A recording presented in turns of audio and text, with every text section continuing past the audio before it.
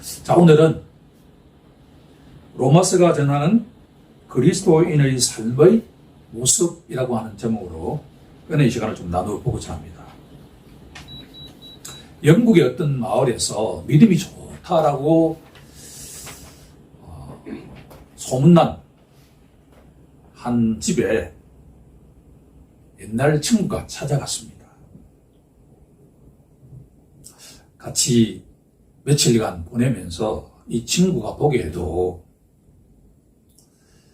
어릴 때의 그 모습과는 달리 열심히 기도하고 시간 날 때마다 성경 말씀을 보고 그렇게 살려고 노력하는 모습을 보았는데 헤어질 무렵에 친구에게 이렇게 질문합니다. 하나님을 향한 열심이 무게로 따지면 한 몇 킬로 정도 될까요? 라고 질문을 하니까 한 100킬로는 되겠다.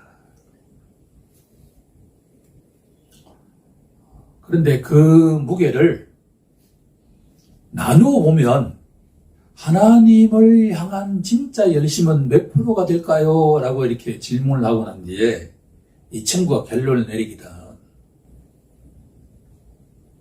모든 것들을 배워야 하지만 자기가 보니까 그 가운데 30%는 사업하는 이 친구의 야심을 위해서 열심을 내고 있다라고 하는 것을 알게 되었고, 또 다른 30%는 이 교회 조직 내에서 자신이 어떤 위치를 차지할까에 대한 공명심이 있다는 것을 알게 되었고, 세 번째는 목사님이 성경 말씀을 선포할 때마다 고개는 끄덕거리는데 이 마음속에는 진짜 그런 일이 일어날 수 있을까? 라고 의심하는 것이고, 기타가 7%고 3%만이 진짜 순수하게 하나님을 향한 열심이었다라는 이야기를 어떤 책에서 보았습니다.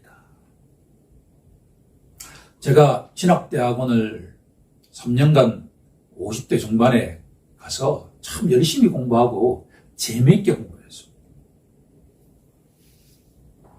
그런데 어느 날 차를 마시고 있는데 30대 중후반 된 여자 전도사님이 나에게, 아니, 현직 교수님이 왜 신학대학원을 오셨죠? 혹시 또 다른 성공담을 만들기 위한 것이 아니에요? 라고 질문할 때 제 속에 뜨끔했습니다. 진짜 내 마음속에 그런 것이 있지 않을까? 라고 진단해 보니까 30%는 아니에요. 없는 건 아닌데 그것만 가지고 원주에서 매주 대전까지 달려가가지고 수업 듣고 며칠 지나고 난 뒤에 원주 와서 강의하고 이런 것들이 공명심 하나만 가지고 할 수 없다라고 하는 것은 분명하지 않습니까? 오늘 말씀은 로마서 12장의 말씀인데 로마서 전체에 대한 맥락을 좀 보면 로마서는 우리가 잘 알고 있는 것처럼 1장부터 8장까지는 이신칭이 교리적인 측면이 강해요. 하나님 앞에 우리가 의롭다고 인정받는 것은 오직 믿음이다라고 하는 거예요.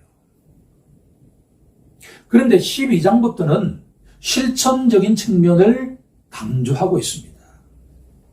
너희가 만약 예수를 믿는 믿음으로 말미암아 의인이 되었다고 한다면 의인은 어떻게 살아가야 될까라는 이야기를 하고 있는 거예요.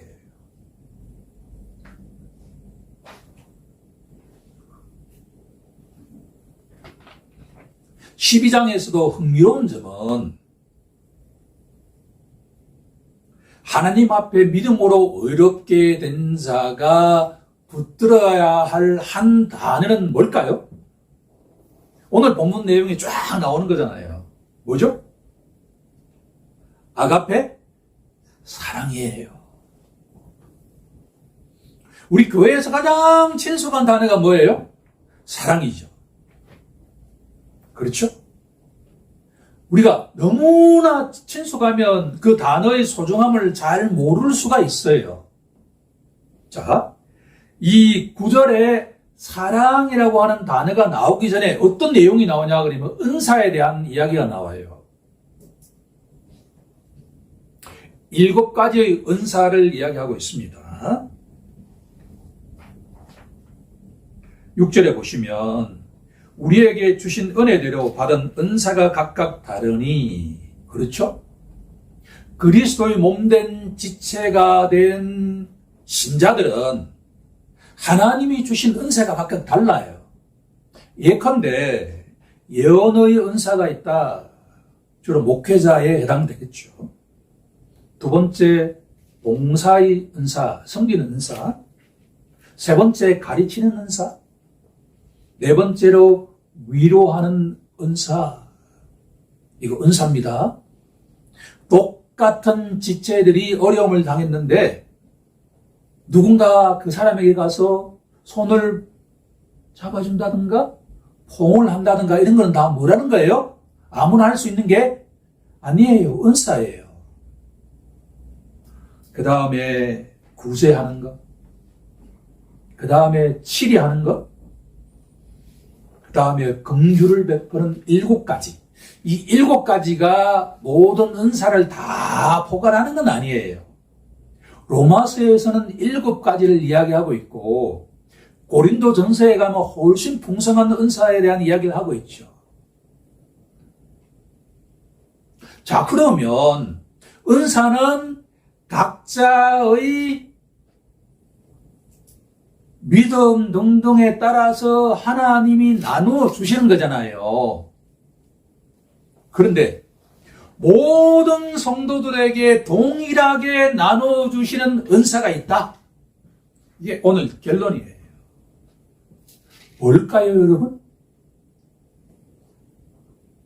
치리의 은사, 아무나 장로하는 게 아니에요.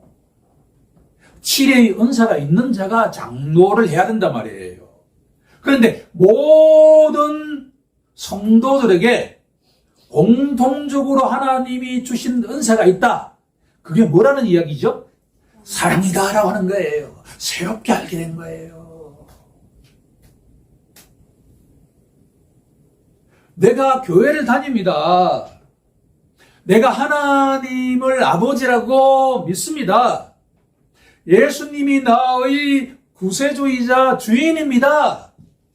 내가 믿음으로 말미암아 성령을 선물로 받았습니다 라고 고백하는 크리스찬에게는 하나님이 모두에게 한 사람의 예외도 없이 뭘 주셨다는 거예요? 사랑의 은사를 주셨다라고 하는 거예요. 이게 결론이에요. 그러니까 교회 온다고 하면서 사랑을 할 수 있고 안 할 수 있는 옵션이 아니라는 이야기예요.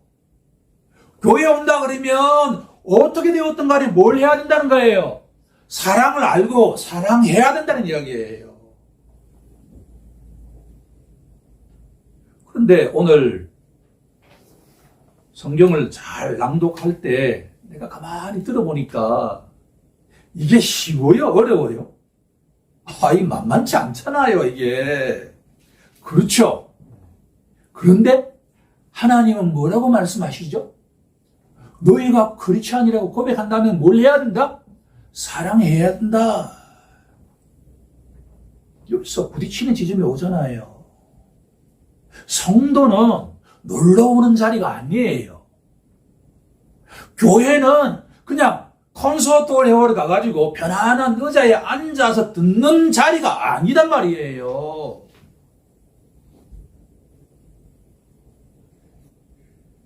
그런데 이렇게 한번 질문해보죠. 하나님은 누구실까? 성경은 뭐라고 정의하고 있죠? 하나님은 사랑이시다.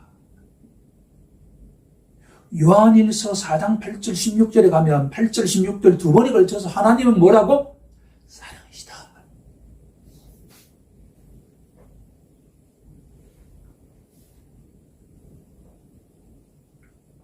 우리 성도들은 사랑하는 자가 되어야 하는데 그 이전에 하나님 아버지께서 우리에게 뭘 베풀어 주셨죠? 사랑을 퍼부어 주셨다라고 말씀하시죠. 하나님은 사랑이신데 그분이 우리 각자에게 사랑을 퍼부어 주셨다. 로마서 5장 5절부터 한번 시작해 보죠.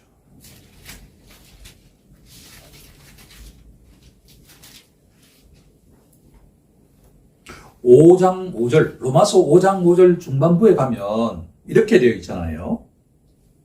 우리에게 주신 성령으로 말미암아 하나님의 사랑이 우리 마음에 부은 바 됨이니.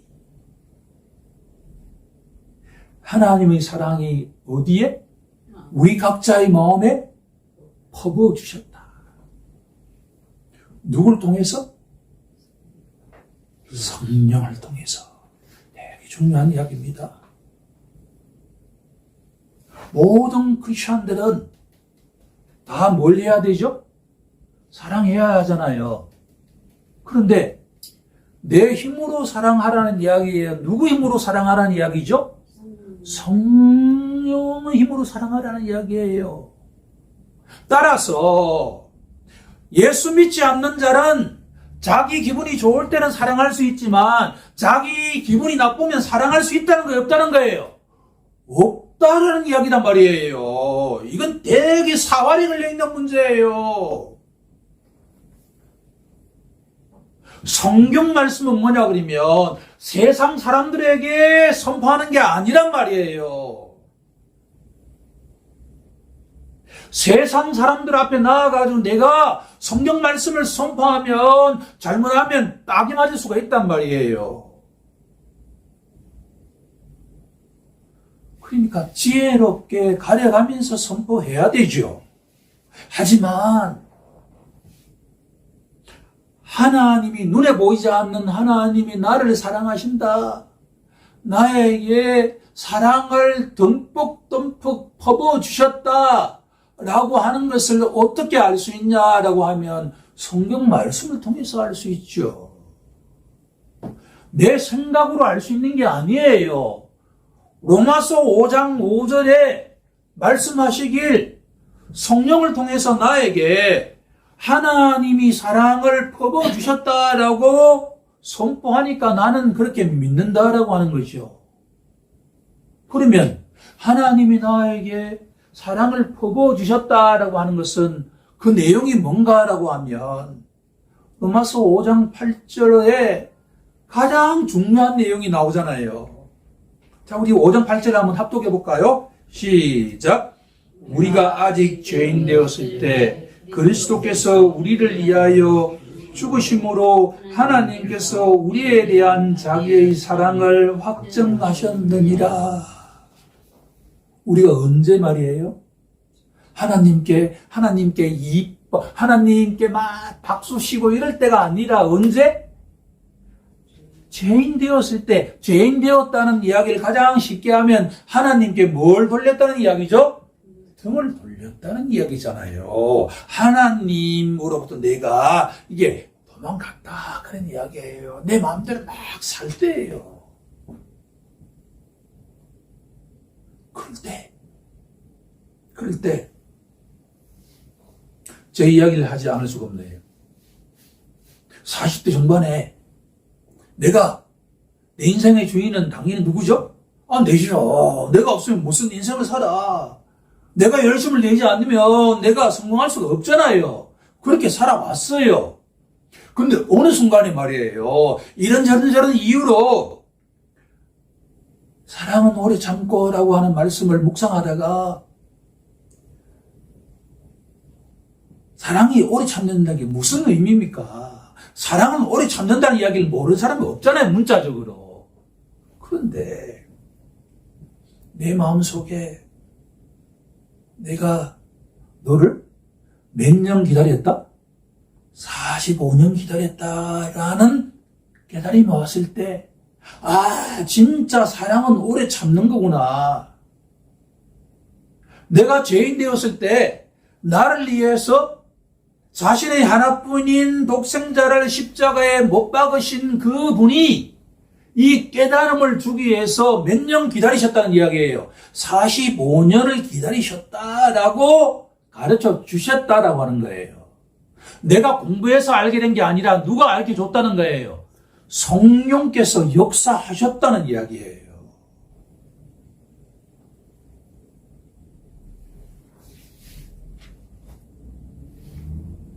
10절은 더 한 단계 나아가잖아요. 그렇죠? 우리가 원수 되었을 때 그의 아들의 죽으심으로 말미암아 하나님과 화목하게 되었다. 누구로 말미암아?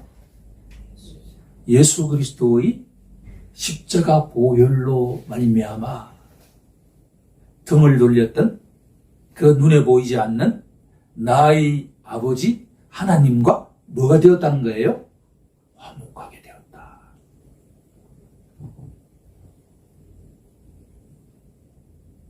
순서로 보면 어느 순간에 내가 예수에 대한 믿음을 고백하고 그분을 나의 인생의 주인으로 받아들이고 살아가기 시작한다는, 우리 눈에 보이지 않지만 이미 내 속에 누가 내주에 계신다는 거죠? 성령, 곧 하나님, 예수님이 내주에 계신다라고 하는 거예요. 그런 자를 하나님은 뭐라고 선포하시죠? 의인이라고 선포한다. 거룩한 자라고 선포한다. 너희는 하나님의 성전인 것을 알지 못하느냐? 왜 우리가 하나님의 성전이죠? 우리 속에 누가 계시기 때문에? 하나님이 계시기 때문에 성전이죠. 오케이. 나의 말과 나의 행동 이렇게, 못 따라가는데요. 문제가 없어요. 우리가 아무리 말을 잘하고, 우리가 아무리 좋은 행동을 해도 아버지 마음에 합할 수는 없어요.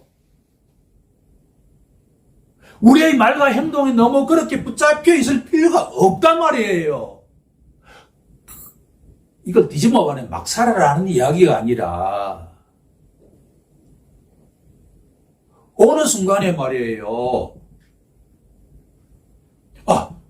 하나님이 진짜 살아계신다? 하나님이 살아계시지 않으면 어떻게 이렇게 되지? 이런 깨달음이 왔다라는 이야기는, 예수가 나의 죄를 위해서 십자가에 돌아가셔서 이런 믿음을 고백하는 순간에 나도 모르게 내 속에 어떤 역사가 일어났다는 이야기예요. 누가 내주에 계신다는 이야기죠? 성령이 내주에 계신다는 이야기예요. 그래서 너희는 하나님이 영이 거하는 성전인 것을 알지 못하느냐라는 말씀이라는 이야기죠.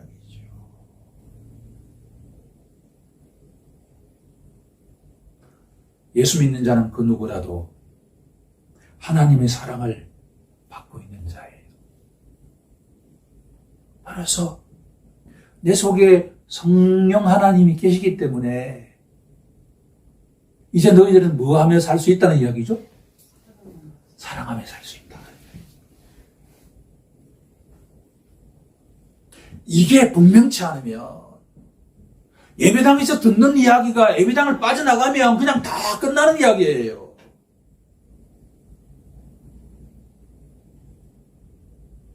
내가 어디에 가든지 크리스찬에게는 누가 동행하시죠? 하나님이 동행하시잖아요. 어디에 계시기 때문에? 내 속에 계시니까 우리가 어디를 가더라도 그게 다 하나님이, 이마누엘 하나님이 함께 하시는 것이죠.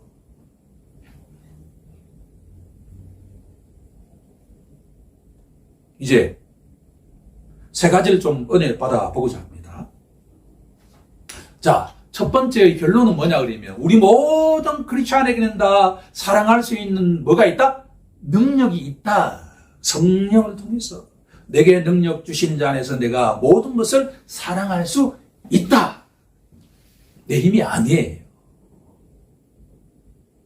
저는 가장 첫 번째 흥미로운 사실은 뭐냐 그러면 우리가 사랑하며 살기 위해서는 첫 번째로 주의해야 될 게 있다라고 하는 거예요.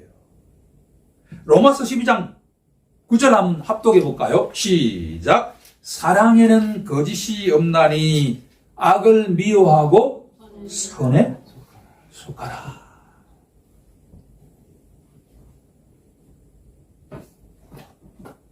하나님의 말씀은 쉽고 질문하고 질문할수록 영적 보배가 숨어 있다라고 하는 것을 깨닫습니다. 주님이 사랑하시는 우리 덕성교회 모든 성도 여러분, 다가오는 한 주 동안에 우리 모두가 사랑하며 살기를 원하시죠? 그러면 첫 번째로 피해야 될 내용이 있어요. 뭘 피해야 된다는 거예요? 악을 피해야 된다는 이야기예요. 악을 심지어 뭐라고 이야기하고 있죠? 미워하라.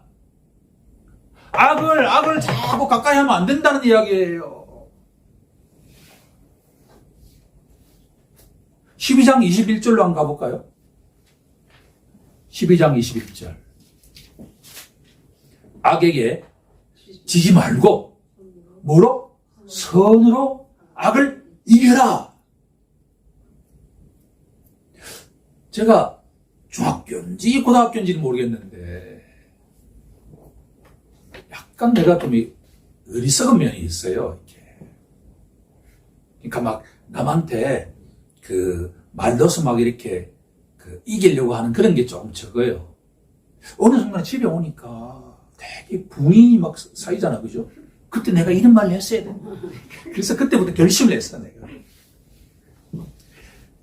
이 친구가 A 이야기하면 난 B 이야기하고, 이 친구가 C 이야기하면 D 이야기하고, 근데 그 앞에 가면 돼요, 안 돼요? 안 되잖아요.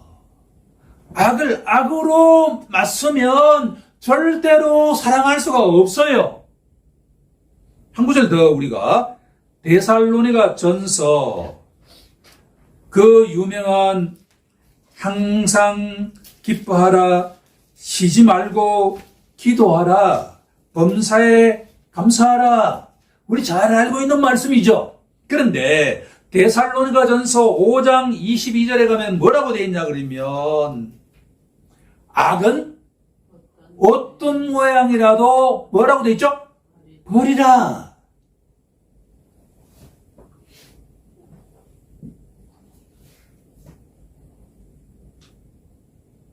오늘의 설교는 아주 심플한데 우리 모든 크리스천들은 다 사랑할 수 있는 능력이 주어져 있다. 은사가 주어져 있다. 그런데 사랑하며 살아가기 위해서는 뭘 주의해야 된다는 거예요? 악을 피해야 된다는 이야기예요. 악이 뭐냐? 이거 아주 이제 복잡한 이야기인데 오늘은 저는 악을 어둠이라고 이야기하죠. 어둠이다. 어둠이 어떻게 하면 어둠이 사라지죠? 뭐지 오면? 빛이 오는 순간에 샥 사라지잖아요. 그죠? 여명이라고 하는 게 어둠과 빛이 쫙 바뀌는 시간이잖아요. 어둠 속에서 내가 아무리 말이에요, 어둠과 이렇게 싸움을 해도 어둠에서 자유로워질 수가 없어요. 어둠은 뭐가 오면 사라지죠? 빛이 오면 사라진단 말이에요.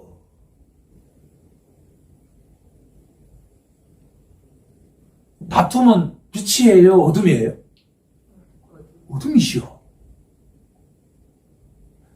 A 다툼을 B 다툼으로 내가 방어하려고 그러면 그 어둠 속에서 내가 빠져나올 수 있나 없나요? 없다는 이야기예요. 이 세상에서 유일하게 선하신 분은 누구죠? 하나님, 예수님 한 분뿐이잖아요. 악을 피하라, 악을 버리라, 선으로 악을 이기라는 이야기는 누구 안에서 이기라는 이야기예요? 예수 안에서 이기라는 이야기예요. 예수를 붙잡는 순간에 어둠은 어떻게 된다는 거예요? 사라진다는 거예요. 빛이신 예수를 붙잡는 순간에 우리 가정과 우리 개인과 우리 공동체에 있는 악이 어떻게 된다는 거예요? 도망간다는 이야기죠.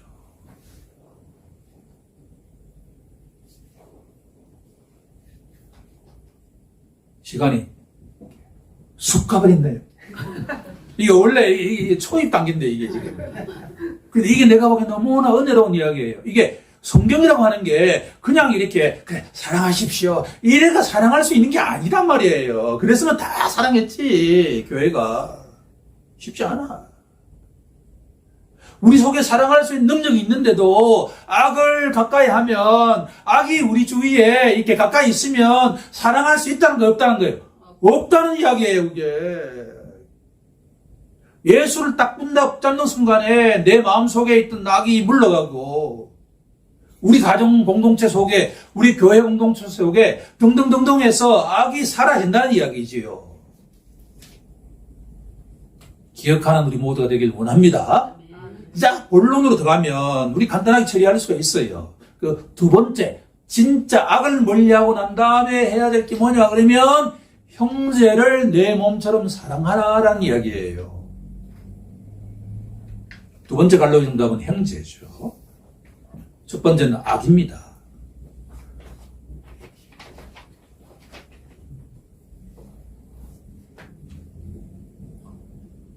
자, 형제를 사랑하라. 이 이야기는 수평적인 이야기잖아요. 자, 형제를 사랑하기 전에 우리는 누구를 사랑하는 사람이죠? 하나님을 사랑하는 사람이다. 이걸 잊으면 안 돼요. 하나님을 사랑하지 않는 자가 형제를 사랑할 수 있을까요? It's impossible. 불가능해요. 기분이 좀 좋으면 좀 할지 몰라. 근데 내가 뒤틀리면 이게 형제도 안 보여.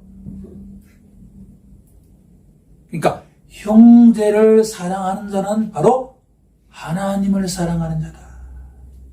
그래서 로마서 8장 28절에는 뭐라고 되어 있냐 그러면 이렇게 선포하잖아요.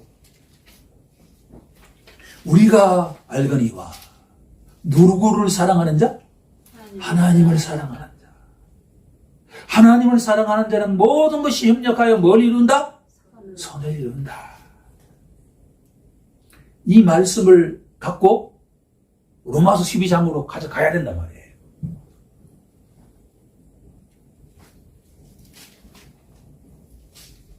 로마서 12장 10절에 나와 있는 형제를 사랑하여라는 문구 앞에 뭐가 들어가야 돼요?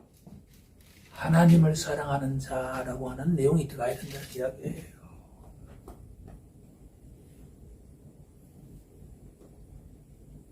우리가 누군가를 내 몸처럼 사랑하려고 그러면 그 이전에 내 마음속에 누구를 사랑하는 마음이 가득 차야 된다는 거예요. 하나님을 사랑하는 마음이 가득 차야만 그 이전에는 하나님이 나를 사랑하시는구나 이 순서. 그러니까 하나님이 나를 뭐예요? 사랑하신다. 그 답변으로 내가 누구를 사랑한다? 하나님을 사랑하고. 그 다음에 누구를 사랑하죠? 내 옆에 있는 내 배우자와 내 자녀들과 내 이웃들을 사랑할 수 있다라고 하는 거예요. 논리적인 메커니즘이 그렇다는 이야기죠. 물론 그 복잡한데요. 물론 그럴 수는 있어요.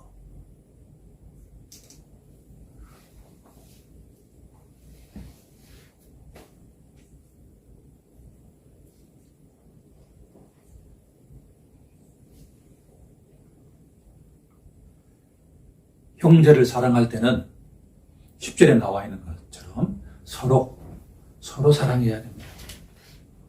사랑이 좀 더 수상적이라 그러면 서로 뭘 해요? 존대하는 거예요.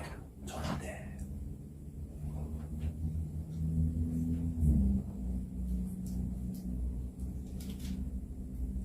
서로 존대한다는 게 사랑하는 거예요. 근데 이때 서로 존대하려고 그러면 말이 참 중요하죠.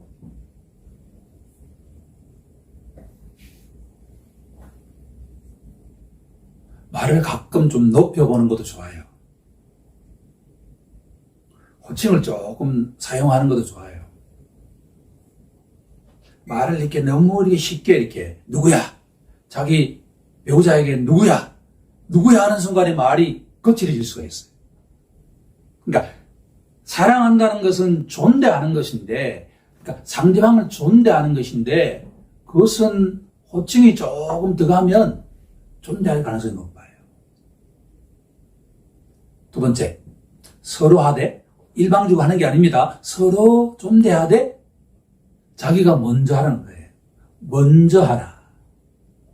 사랑은 먼저 하는 거예요. 너가 하면 내가 사랑하겠다는 게 아니라 내가 먼저 뭐 하는 거예요? 사랑한다. 왜 그렇죠? 하나님이 내가 먼저 하나님을 사랑했나요?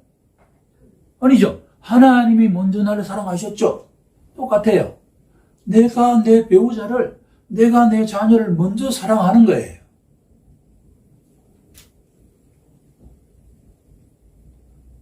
부지런히 사랑하라.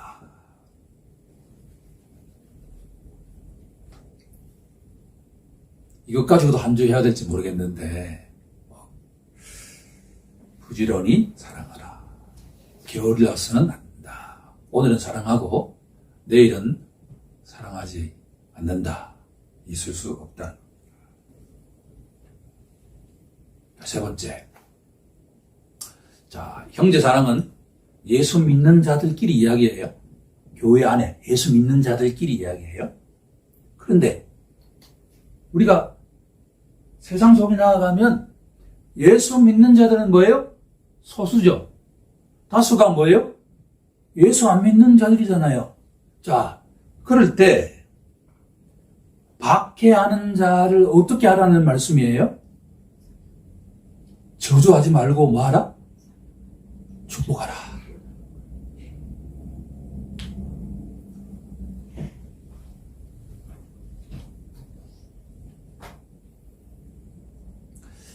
내가 보기에 한국 교회가 가장 취약한 점이 이 지점이 아닐까.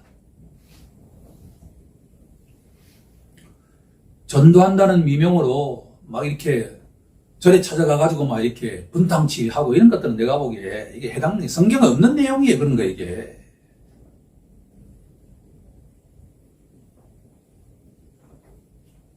신실하게 살아가는 크리스찬일수록 박해받을 가능성이 높아요. 성경이 그렇게 선포하고 있으니까. 즐거워하는 자들과 함께 즐거워하고 우는 자들과 함께 울라. 이것은 교회 안의 이야기가 아니라 세상 사람들과의 관계 속의 이야기예요. 예수를 믿든 믿지 않든 즐거워하는 자들과 즐거워해야 되고 고통받는 자들과 함께 같이 울어야 된다는 게 이게 크리스찬의 사랑이에요. 제가 이 말씀을 하면서도 선포하면서도 야, 이게 쉬운 게 아니구나. 예수님은 예수 믿는 자만 이렇게 이뻐한 게 아니다 말이에요. 예수를 믿든 믿지 않든. 그래? 자기 집에 막 경사가 일어났다 그러면 그렇구나. 야, 좋겠다. 이런 사람 일로 막 이렇게 고민을 이야기하면 같이 손잡아주고 이렇게 이야기를 들어주신 분이 예수님이죠. 예수님이 그렇게 사셨다고 한다면 우리가 예수님처럼 살아가지는 못하지만 그 영이 내 속에 있기 때문에 흉내는 낼 수 있잖아요. 그렇죠? 하나만 제가 팁으로 설명하고 설교를 마칠까 합니다. 20절에 가게 되면 이런 구절이 나오죠. 내 원수가 줄이거든 먹이고 목마르거든 마시게 하라. 그리함으로 내가 숯불을 그 머리에 쌓아놓으리라. 머리에 숯불을 쌓아놓는다는 게 무슨 의미입니까? 저도 이거 그냥 이렇게 대충 생각하고 넘어갔어요. 이번에 정확하게 찾아보니까 세 가지 의미가 딱 있어요. 이게 내가 뒤에 기록해 놓았습니다. 첫 번째 의미는 뭐냐 그러면 당시에 회개하는 사람들이 진짜 머리 위에 숯 같은 걸 이렇게 해가지고 자기가 회개한다는 거예요. 그러니까 크리스찬들이 말이에요. 열에 한 명인 크리스찬들이 예수를 믿든 믿지 않든 세상 사람들이 나와가지고 그들과 함께 즐거워하고 그들과 함께 울면 그 가운데 누군가는 뭐예요? 회개할 수 있다 그런 이야기예요. 그게 첫 번째 숯불의 의미예요. 두 번째는 뭐냐 그러면 고대 사회에 가게 되면 불씨가 되게 중요하잖아요. 불씨. 그렇죠? 음식을 이렇게 해먹으려고 그러면 불씨가 제일 중요하잖아요. 그죠? 불씨가 떨어지면 옆집에 가서 불씨를 빌렸단 말이에요. 그럴 때 다른 집은 다 거절했는데 예수 믿는 사람이 그 불씨를 준다는 의미예요. 너무나 감사히 여긴다는 그런 의미예요. 그러니까 이게 죽은 불씨를 살려준다라는 두 번째 의미예요. 세 번째 의미가 바로 그렇게 우리 크리스찬들이 각자 하잖아요. 그죠? 그런데도 이 사람이 회개하지도 않고 감사하지도 않아요. 그러면 뭘 쌓아간다는 이야기죠? 심판이 쌓여간다 그런 이야기예요. 되게 무서운 이야기죠.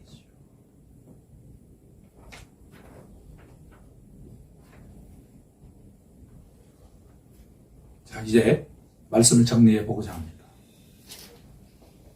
오늘 이 로마서 12장을 통해서 우리가 깨닫는 메시지는 하나님께서는 예수를 믿는 우리 모두에게 다 사랑할 수 있는 은사를 주셨다. 따라서 우리는 다가오는 한 주 동안에 주님 부르시는 그날까지 사랑하며 살아가는 우리 모두가 되길 소망해야 할 것이고, 그때 주의해야 될 게 뭐예요? 악을 멀리해야 된다. 악을 멀리해야 된다. 그리고 형제를 사랑하고 예수 믿지 않는 자들에게도 저주가 아닌 축복을 함으로써 그들의 머리 위에 숯불을 쌓아가는 우리 모두가 되어야 할 것입니다. 우리 함께 그렇게 살아가는 축복이 일어나길 간절히 소망합니다.